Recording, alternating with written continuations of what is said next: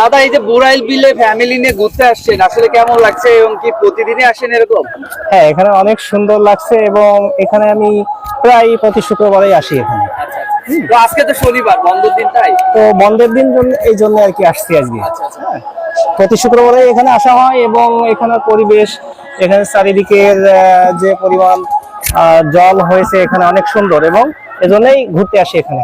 আচ্ছা আচ্ছা। Family সহ। একটি view, তাই না? এখানে কিন্তু ভালো বাই মাছ পাওয়া যায়, জানেন? হ্যাঁ, গতদিন বান মাছ কিনেছি তো। আচ্ছা বৌদি, কেমন লাগছে যে নৌকায় ঘুরে?